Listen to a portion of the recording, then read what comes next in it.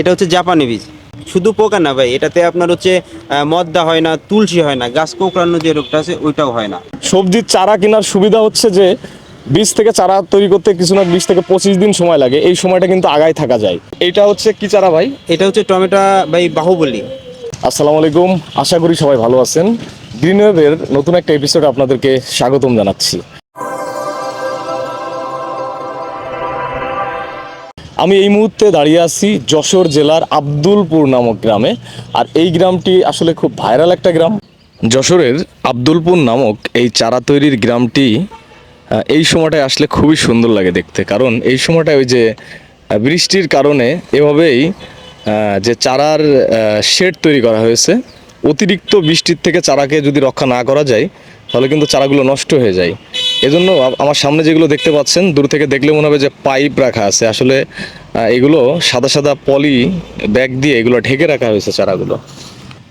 আচ্ছা, চারার আমরা একটু প্রাইস জানি। এইটা হচ্ছে কি চারা ভাই? এটা হচ্ছে টমেটো ভাই, বাহুবলী।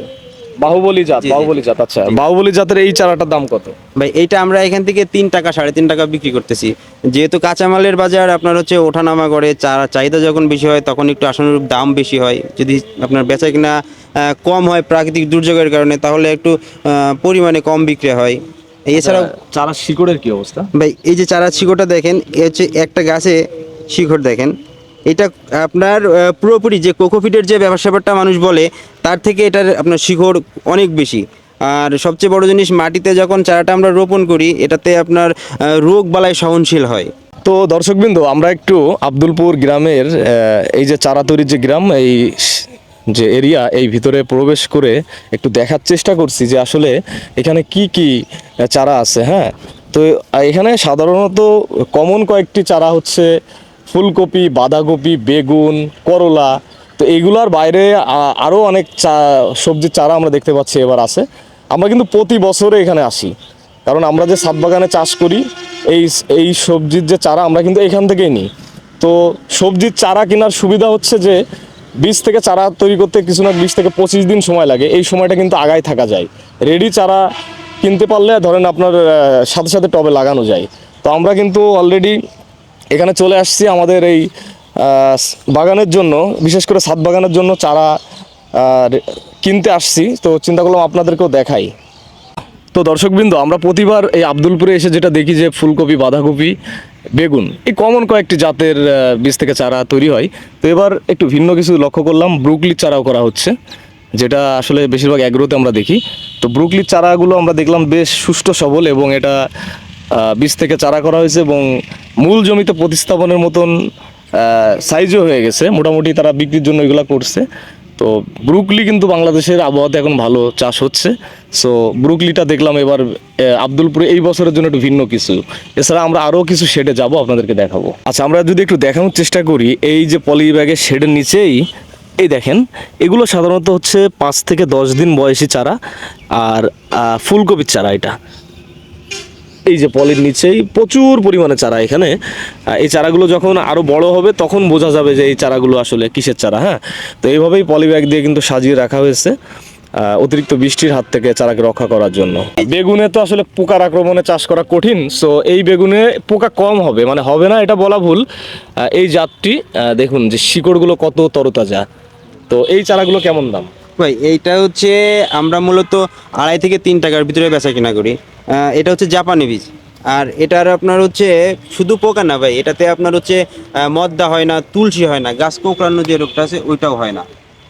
এটা মূলত মনে করেন যে 60 দিনের ভিতরে ফল আসে। হাইব্রিড জাত হিসাবে অনেক ভালো ফলন পাওয়া যায়।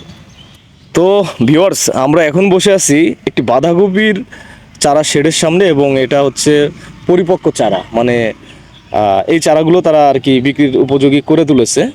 তো যেহেতু এটা 20 দিন বয়সী চারা, এগুলা মূল জমিতে লাগানো যাবে। সো এই শেডটার নিচে আমরা যেটা দেখলাম যে এই চারাগুলো যদি আমরা দেখি, একটা তুলে যদি দেখি, এখানে একটা চারার বৈশিষ্ট্য হচ্ছে শিকড়টা অনেক ভালো, শিকড়গুলো অনেক মজবুত। তো আমরা জানি যে চারার বৈশিষ্ট্য হচ্ছে যে শিকড় যদি ভালো থাকে তাহলে কিন্তু আপনার ফসল ভালো হয়।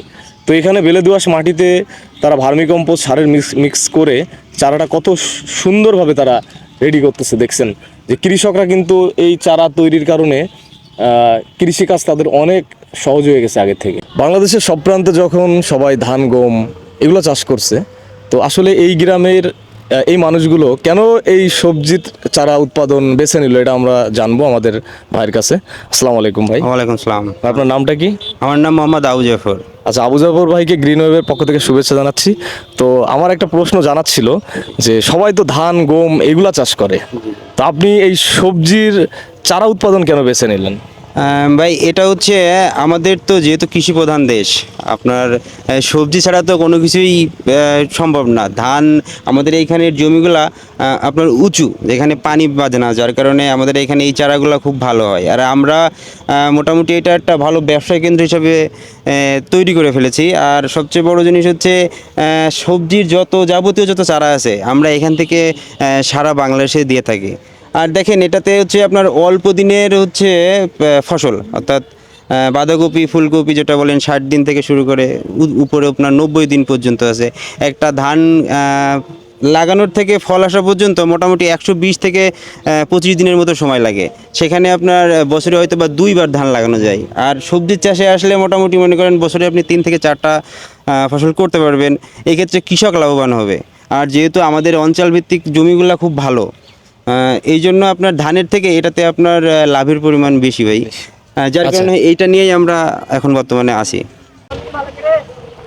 তো আব্দুলপুরের এই গ্রামে এনারা কিন্তু সারা বাংলাদেশেই চারা ডেলিভারি দিয়ে থাকেন।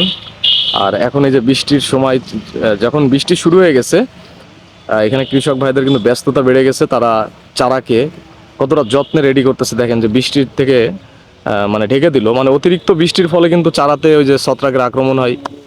তো এখানে চারাগুলো খুবই সুস্থ সবল। তো ভিউয়ার্স, ধন্যবাদ জানাচ্ছি যারা এতক্ষণ সাথে ছিলেন। এই যে আমরা কিন্তু এখানে চারা অলরেডি আমরা কিছু ক্রয় করেছি আমাদের ছাদ বাগানের জন্য। আমরা প্রতিবার শীতকালে সবজি চাষের জন্য আমরা এখান থেকেই চারা সংগ্রহ করি। এখানে চারার যে বৈশিষ্ট্য, ধরেন এখানে হচ্ছে শিকড়গুলো ভালো থাকে আর পাতাগুলো অনেক সুস্থ সবল। তো আমরা আজকে নিয়েছি বাহুবলী টমেটো নিয়েছি 12টা, আর একটা ভিন্ন জাতের বেগুন নিয়েছি যেটা পোকামাকড়ের আক্রমণ কম হবে, আর ব্রুকলি নিয়েছি ছাদ বাগানের জন্য। তো এটা হচ্ছে আমরা প্রথম ধাপে নিয়েছি, এবং আমরা কিন্তু সবজিগুলো একবারে লাগাই না, 15 দিনের ডিফারেন্সে আমরা 3 চালান লাগাই, যাতে করে মাঝে মাঝে সবজি খাওয়া যায়। তো যারা এতক্ষণ ধরে আমাদের সাথে ছিলেন সবাইকে ধন্যবাদ জানাচ্ছি। তো আপনারা যারা আমাদেরকে কমেন্টস করেন যে কিভাবে বীজ থেকে চারা করব, আমি বলবো যে আসলে বীজ থেকে চারা করা অনেক ঝামেলা। আপনারা সরাসরি চারা ক্রয় করে তারপরে হচ্ছে আপনারা ছাদ বাগানে লাগান, তাহলে আপনারা 15 থেকে 20 দিন আগায় থাকবেন। ওই বীজ থেকে চারা করার যে সময়টুকু আপনাদের বেঁচে যাবে। তো সবাইকে ধন্যবাদ, দেখা হচ্ছে নতুন কোনো ভিডিওতে। আল্লাহ হাফেজ।